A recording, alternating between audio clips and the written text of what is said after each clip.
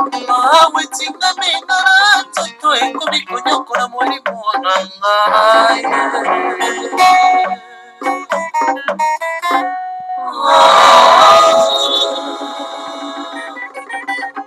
moyindo lamuka yo tala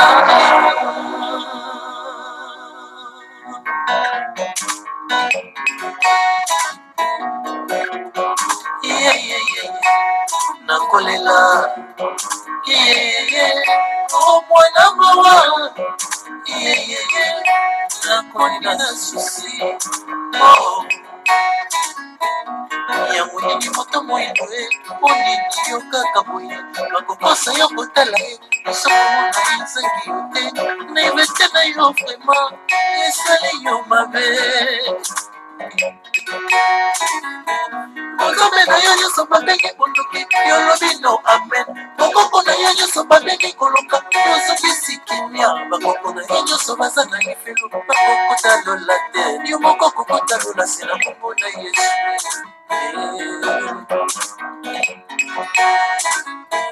mama mafuta na ntango na ye kabundaki mpona baido yayaki bavita mpe lokola kabundaki mpona baido mama nefatale mpe lisusu abundaki mpona baido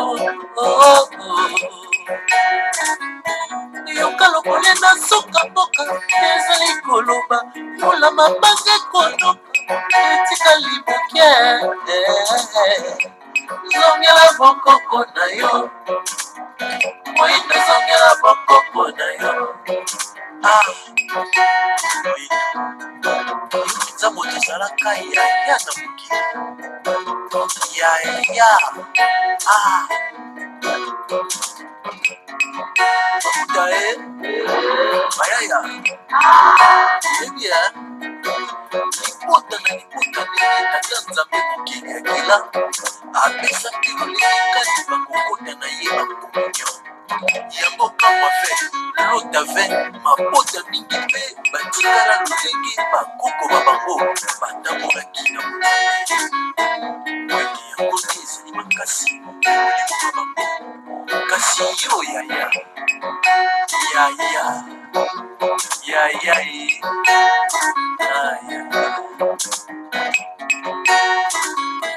yoka lokole na soka moka ezali koloba mpona mabanga ekonoka zongela bokoko na yo moyindo zongela bokoko na yo zongela bakoko na yo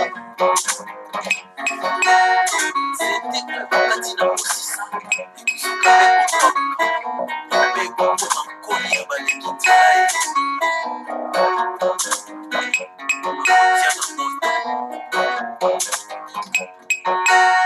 ye yayaki bavitanga ntango na ye namonaki mpona baido bakangaka ye basinga ye babwakaka ye na moto kasasi lilobane ya suka ye kimango akoya ye kimango akolonga ye kimango akoya ye kimango akolonga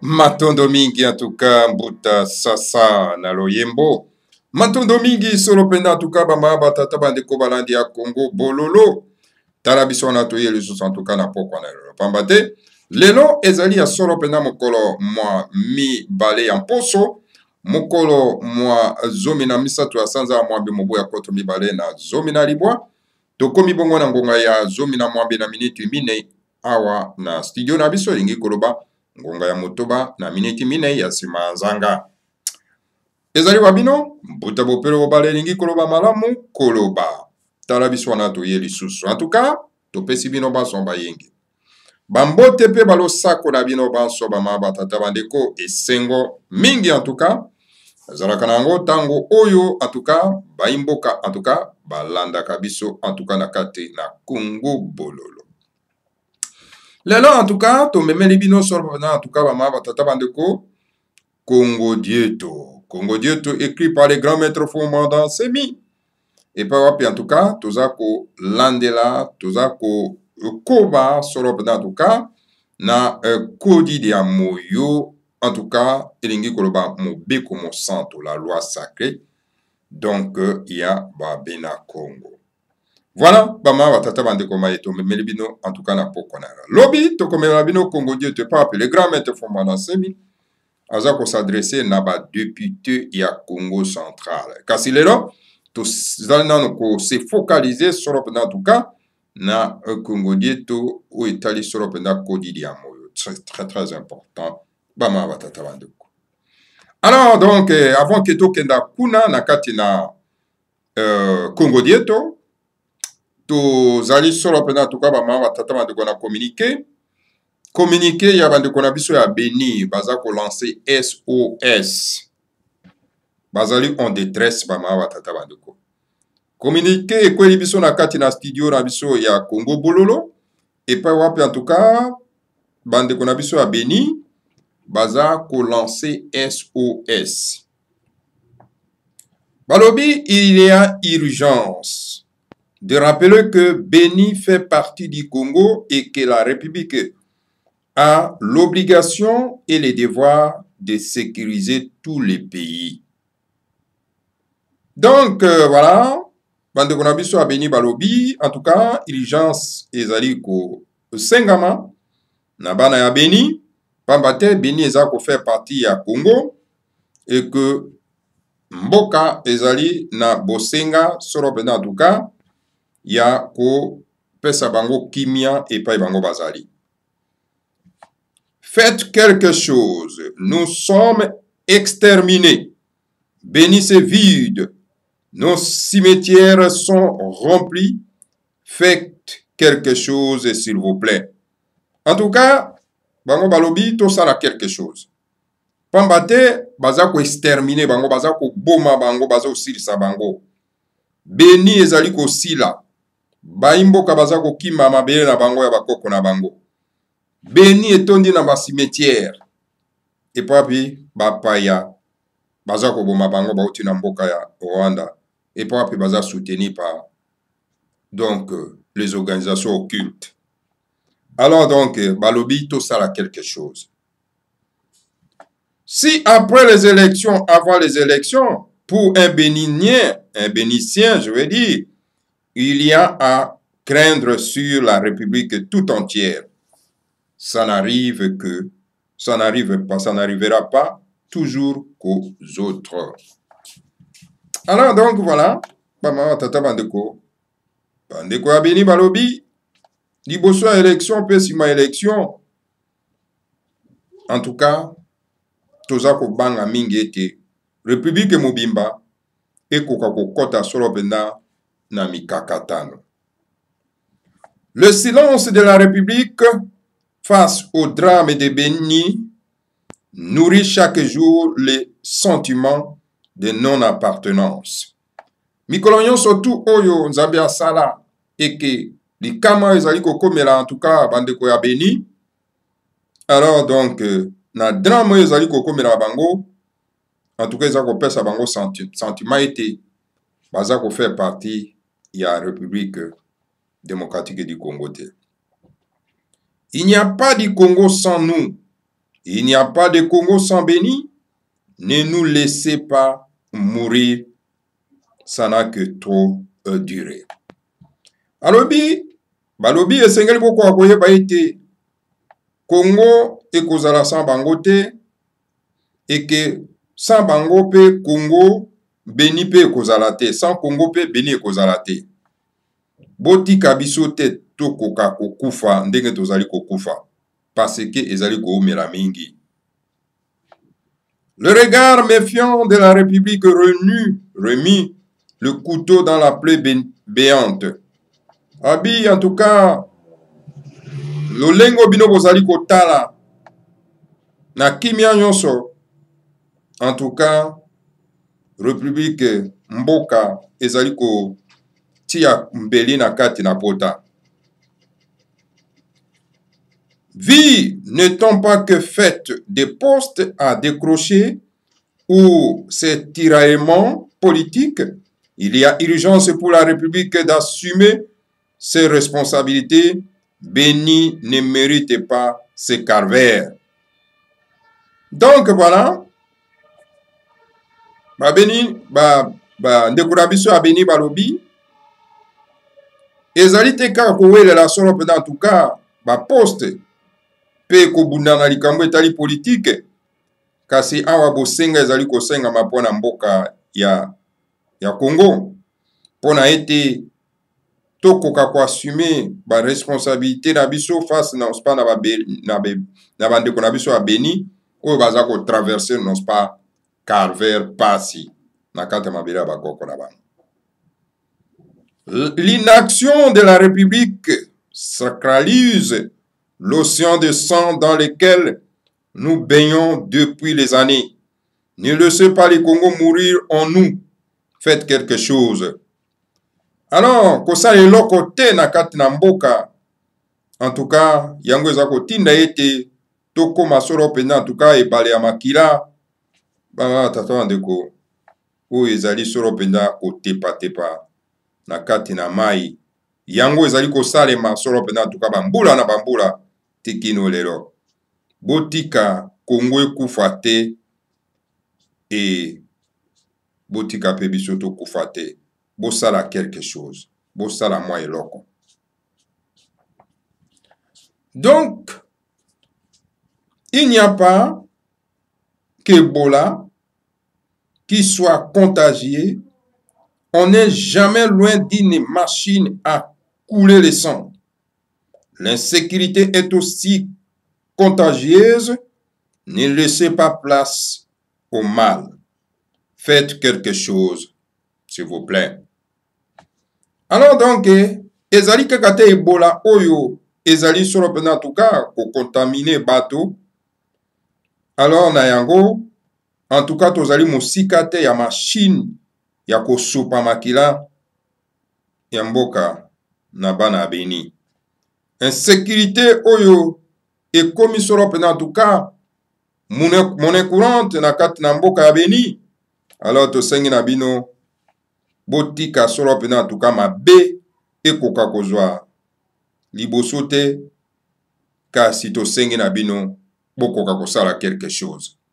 Voilà le message au SOS ya bandeko na biso ya Béni oyo bazali kolela tongo pokwa butu na moi bama batata bandeko au grand silence, n'est-ce pas, ya bandeko na biso na kati ya mboka ya Congo. Voilà, moi je fais que transmettre un message na kati na Congo Bololo.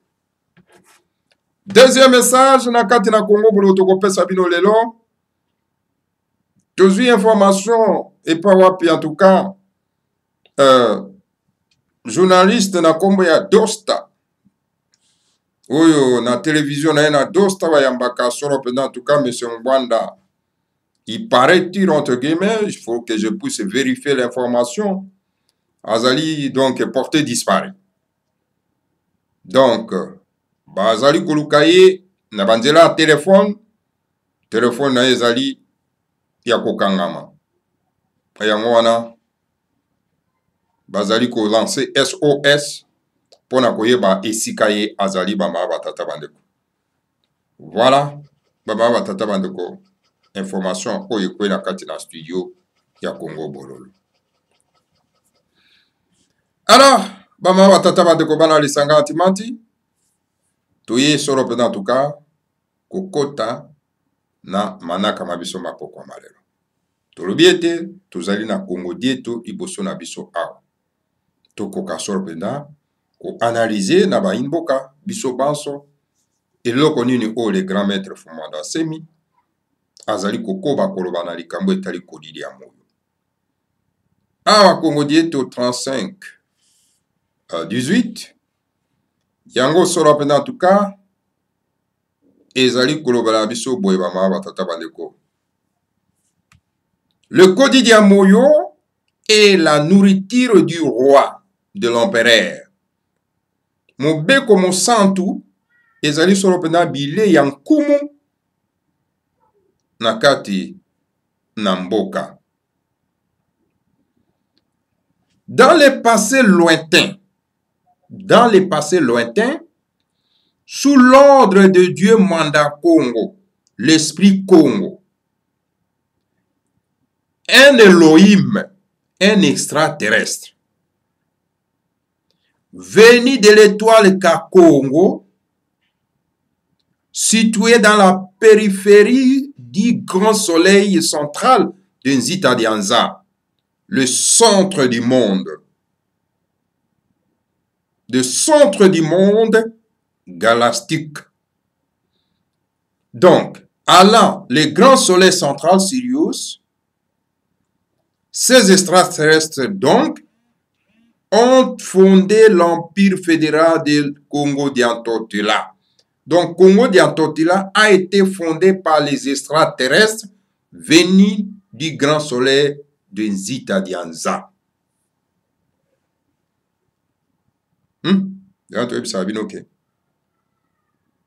Tango bomoni mboka songolo physique, mboka wana songolo spirituel ezali. Yango bango bazwaka donc mibeko makambo na bango ndenga kotambu sete na bango mabele na etuka ya bango spirituel. Na kala na ordre ya Dieu Manda Congo, ya Nzambe Manda Congo, un Dieu secondaire, donc un génie superviseur, ya kachopa ya kati. Donc elimo ya Tata Nzambe apungu, elimo ya Congo, ko babengi yango na minoko bapaya Elohim, ezali donc ba extraterrestre. O bautaki na étoile Kakongo. Étoile Kakongo ezali wapi? Ezali solo pena en tout cas pembeni ya le grand soleil central, c'est-à-dire moi na katikati ya moi. Kuna na Nzita Dianza, c'est-à-dire na katikati ya mokili. Yango elongwi solo penda kolongwa na le grand soleil, na moya monene, babengi yango Sirius, et pas wapi en tout cas, ba extraterrestre. Donc, bango ba yaki pona ko fonder, ko créer, ko sala, solo penda en tout cas, mboko tobengi solo penda Congo d'Antotila. En langue kikongo, le chef suprême de cet empire s'appelle le Ntontela. Tandis que chaque État fédéré est dirigé par un Ntinu, je veux dire, par un Tinu. Donc, il y a un roi. Que ce soit le Ntontela ou le Ntinu, Kodi Diamoyo dit qu'il est interdit de voir le Ntontela ou le Ntinu qui est en train de manger. Il est donc interdit de regarder la nourriture du Ntontela ou du Ntinu. Ntinu. Awe zali mateya oya solo bama batata bande. Ezali awe za distraction te mais ezali mateya. Bao bavandaka awa na kati ya Congo bololo bazwaka mateya ya solo. Na lokota ya Kikongo babina biso mokonzi monene nkumu monene ya mboka babengi ye solo pena en tout cas Ntotela. Tandis que État fédéré eteni ya mboka ya Ntotela ya empire plutôt ya nkumu ezali kosolo pena kotambwisama na Ntinu. Engi koloba mokonzi nkumu ezala Ntotela Ntinu kodi dia moyo elobi boye elobi epekisami na ntotela komona ntotela ou bien tunu entre de manger entre ya kolia epekisami na nkumu kotala ntotela kolia. Donc epekisami solo pena en tout cas na ntotela ou bien na ntunu kotala donc bilei na ye epekisami solo pena na ntotela na ntunu kotala biloko ya ntunu na biloko ya ntotela ya kolia epekisami. Car mystiquement on maudit les ntotela ou les ntunu qui mangent. Dia mukodoki ntotela ovo ntinu weti dia. Aujourd'hui encore dans la région du Congo, une région de l'empire du Congo d'Antotela, il est interdit donc de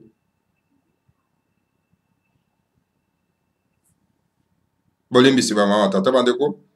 est interdit donc de regarder les chefs coutumiers qui mangent ou qui boivent du vin de palme. Tous ces ministres Mandinginsi, Mantotela ou Mantimu sont obligés de baisser les yeux quand les Totela ou les Ntunu boivent les vins de palme ou qu'ils mangent. Tokoba. Bama tata bandeko. Na mystique Congo. Balobi bazali ko modiri ntotela ou bien tunu oyo azali kolia. Kasi lelo oyo na kati na eteni mabele ya Kwango oyo ezali eteni ya mabele ya mboka ya Congo d'Antotela, yango epekisami solo pena bamama batata bandeko bana lisanga antimanti. Donc na mokonzi kotala mokonzi ou bien chef coutumier oyo azali komela pe azali kolia oyo azali kolia pe azali komela solo pena en tout cas masanga ya mbila. Pamba te ba ministre to ba mindigisi matotela ou bien bantinu bazali obligé tango bazali komona mokonzi azali komela pe azali kolia ya kokitisa miso. Pamba te tango oyo ntotela pe ntinu azali nkumu azali komela masanga ya mbila pe azali kolia. Tango ya azali kolia, tango azali komela masanga mambila, esengeli ba ministre na ye bakoka kokitisa miso nase batala te. Bamama tata bandeko wana ezali kodidi ya moyo ezali koloba. Omoni awa bazali koloba masanga ya mbila, donc vin de palme. On parle pas de la boisson conventionnelle. Parce que comme on tourne en robi mais na kati ya bundu ya Congo bomela masanga non. Moi je dis non, kena na misuko komona été okomona kuna ekomami masanga conventionnel te. Baza koloba vin de palme. Momeli faire moko tomi bale ya vin de palme na sima kolia. Alobi te okenda kozwa whisky o dunda yango na mongongo na yo po olangwa okoma milangwa te. Babi te okenda kozwa biere oyo basali yango na masangu soki ndenge nini batie makambo mabe na kati odunda omela olangwa obeta mutu. Ezali interdit na kati na bundu ya Congo. Alors moto ko contredire ngai ako komela ngai solo pena en tout cas na ba commentaire. Parce que sur Otali na misuko ya bundu dia Congo, on parle que de vin de palme. On parle pas ya masanga conventionnel. Pourquoi masanga conventionnel est interdit? Parce que lambi yango na milimo mabe. Et le vin de palme, c'est un vin du Seigneur à Congo, créé par le Seigneur à Congo. Le vin de palme. Ezali bato basali yango te, mais kasi ezali masanga naturel. Ndenge oliaka mbila, ndenge oliaka mosaka, ndenge okomela masanga ya mbila. Ezali vin de palme naturel. Yango nakomona na misiko ya bundu dia Congo, baza koloba na yo omela vin de palme. Soki ezali te fanda okokufa te soki omeli masanga te. Ti mokolo kokenda mboka okei kuna komela vin de palme mwa 2 verre moko mibale na nsima kolia. Ezali te ko omela ngo na posa po olangwa omela okomisa ngo lokola lotoko wa njanjari po obetisa mutu oloba biloba aloba okoma liboma likolo yake masanga lotoko ebedisi yo mutu. Na kati na bundu dia Congo ezali strictement interdit ya komela lotoko ya komela biere parce que ezali ba masanga conventionnel whisky interdit komela te ata oyo olinga koi ayena lotoko na ye kopesa yo komela yango te loba lotoko na ozwa kenda komela yango kona kopesa bandeko na batetela bamela. Awa bundu dia Congo ezali église chrétienne te oyo bamelaka makila ya Yesu bamelaka lotoko whisky atie whisky na kane oyo ezali makila ya Yesu tomela ok lotoko tata bandeko. Donc à bundu dia Congo on utilise que les choses naturelles. Alors les vins de palme tirés des palmiers.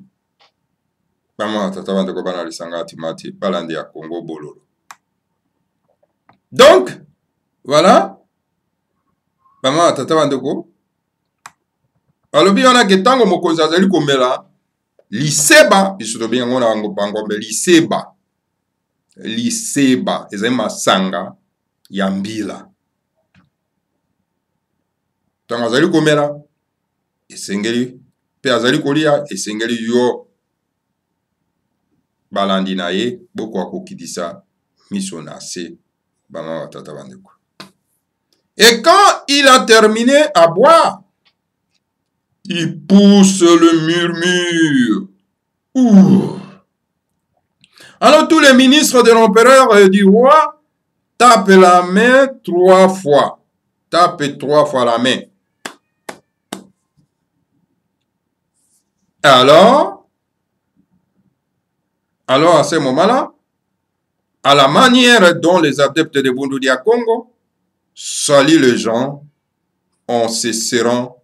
Donc, vous savez très bien, hein, les adeptes de Bundu dia Congo ne donnent pas la main. Hein, vous savez très bien. Donc, vous tapez 3 fois la main, dans la manière que les adeptes de Bundu dia Congo saluent les gens. Mais pas en se serrant les mains, mais en s'inclinant poliment et en tapant les mains 3 fois. Donc voilà, tango mkumu asilisi komela, masanga yambila, masanga tatanzamba punktulendo, la boisson naturelle, akosala murmure. Alors on attend voilà un ministre, ba ministre ya empereur to pe ya nkumu ya roi bako beta maboko mbala misato lolenge ndenge balandi oyo baza na kati na bundu dia Congo bapesaka bato solo pena tuka mbote bango bapesaka mbote te ya kosimbana na maboko bama batata bandeko kasi bango basinclinaka bagumbamaka na botosi nyonso na kobetaka maboko mbala misato.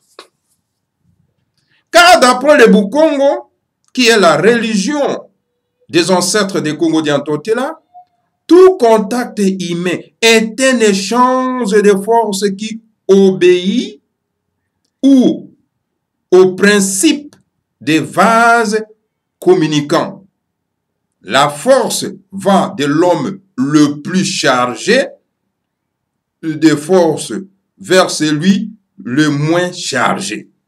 Il y a donc une partie pour l'homme le plus chargé et un gain pour l'homme le moins chargé. Parmi les deux, qui se serre les mains pour se saluer ou qui se donne des baisers aux joues. Alors, le grand maître Fumomanda m'a expliqué. Nalikambo etali kopesa na maboko. Alobi na Bukongo. Oyo ezali solo penda en tout cas lingomba ya bakoko na biso ya Congo de Antotela. Alobi tout contact humain ezali échange, ezali kokabola nguya. Oyo ezali kosala nini? Pama tata bandeko kokabola nguya wana tango pesi maboko contact wana ezali kokabola nguya, ezali ko se communiquer. Kolobana. Eyi kolobana nini? Nguya ya moto oyo azali solo pena en tout cas na makasi oyo azali kopesa na moto oyo azali na nguya na nzoto na ete. Na esika wana ezali solo pena ko soki yo moto ozali na nguya kobungisa nguya na yo ozali nango ebele pe ozali kopesa solo pena moto oyo azali na nguya muke. Alors parmi les deux tango bopesani solo pena maboko pona ete boko wa kopesa na mbote alors tala ou bien kopesa na ba bijou. Tango bozo sala contact wana yo ozali na nguya na nzoto na yo ya makasi. Ozali siko kopesa ka bato mbote tango iso ozali ko diminuer nguya na yo ozali na yango pamba te ozali kopesa moto oyo aza na moins de nguya alors ye aza ko récupérer nguya na yo azokoma makasi. Yango wana esengeli ko éviter kopesa mbote ya maboko po ozali ko diminuer solo pena nguya na yo. Au fil soki osali par exemple 1000 mbote par jour, oyebi combien de fois o perdre nguya na yo na nzoto. Nguya pe bazwaka yango tango yo sala ba évocation na yo, tango yo za ko se purifier et ko se purifier na bonzabe ya bapaya kosala yango te. Mais purification na yo kosala yango na bonzabe ya bakoko no pamba te ozo belela bakoko na yo, ozo belela le vrai Seigneur à Congo. Alors oza ko se purifier, oza ko se charger solo pena na nguya. Mais tango yo kokenda kopesa isusu bato mbote na ba oyo ba se purifiaka te bazali na moins de nguya, alors donc yo ozali kosilisa nguya na yo oza kopesa bango yango bango baza kokoma makasi yo ozali kokoma ekoboso nguya ezosila yo parce que oza kopartager nguya na yo na bato mosusu. On se serra la main à tout moment ou bien kopesaka ba bijou à tout moment. Voilà, maman, tata. À l'Assemblée nationale, il a été député 2 mandats. Les mandats semi, les grands initiés Congo étaient trouvés pour un député très gentil et très courtois, mais qui ne salue jamais les gens avec la main. En guise de salutation, donc, il s'inclinait poliment et tapait 3 fois les mains. Et beaucoup de députés le trouvaient bizarre, alors que lui, demandant Semi, les considérait comme étant des ignorants dangereux, qui épousaient leur peu de force, en se serrant les mains à tout moment, en guise de salutation ou en se donnant des baisers aux joues. Demandant Semi le regardait poliment, mais silencieusement, et se moquait de Ingeta. ibobo ibo na kati ya Assemblée nationale et par rapport azalaki député mandat mibale pour mon mandat ensemi ou azali un grand initié Congo azalaki vraiment donc moto azalaki très gentil très poli très courtois kasi abandaki kopesa jamais bato mbote kuna na Assemblée nationale apesa bato mbote ya maboko te.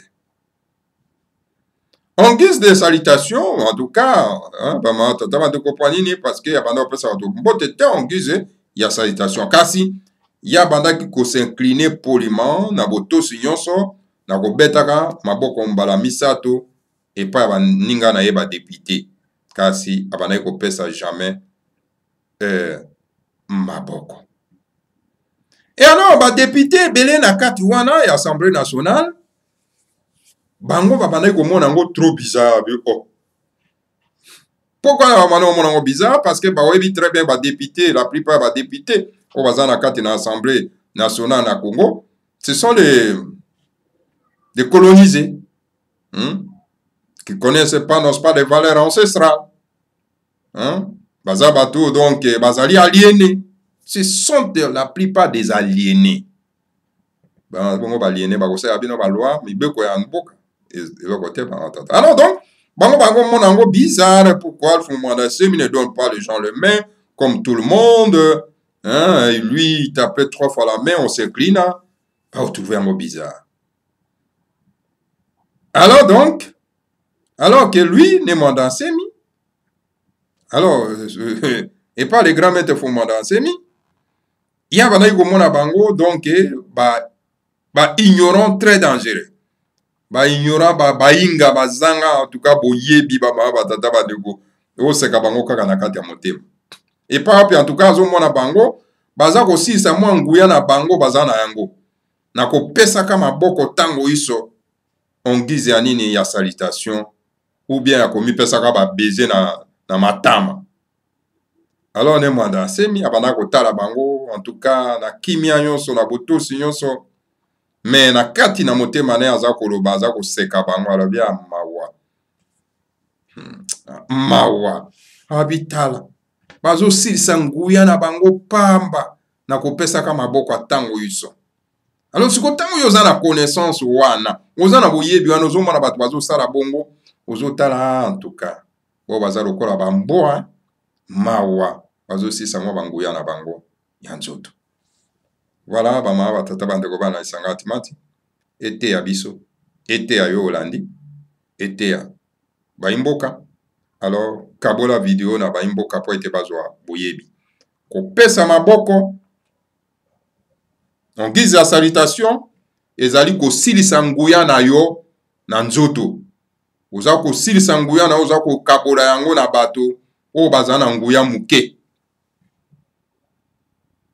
tiana mutu na yo okwa koyeba.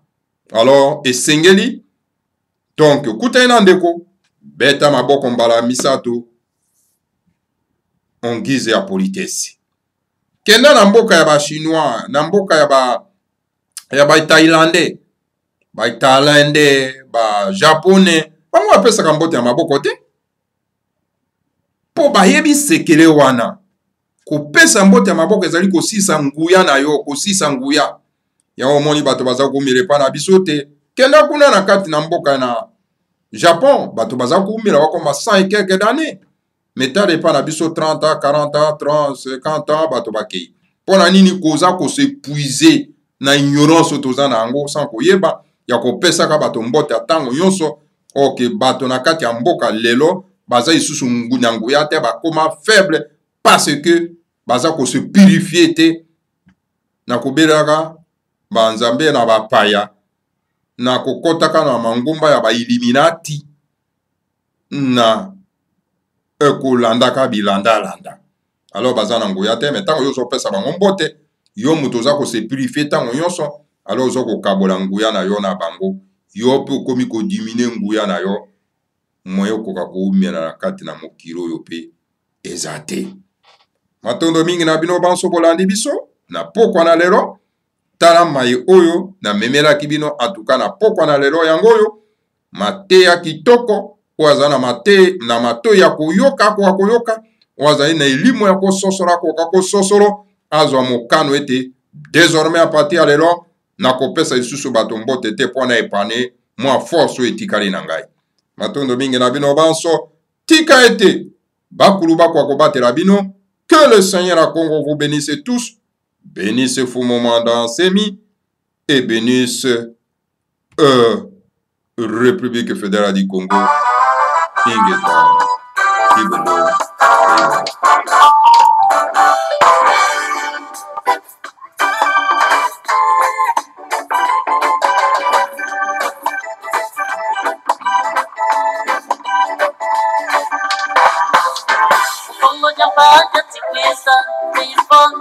Kamina kalako, kadisiku alongo, unatwati santaye. Ngoja paje tikwiza mivuni. Kamina kalako, kadisiku alongo, unatwati sakongojo. Wamana konda siwa basandu, wa moyo. La musika kutula kokoka koka yake.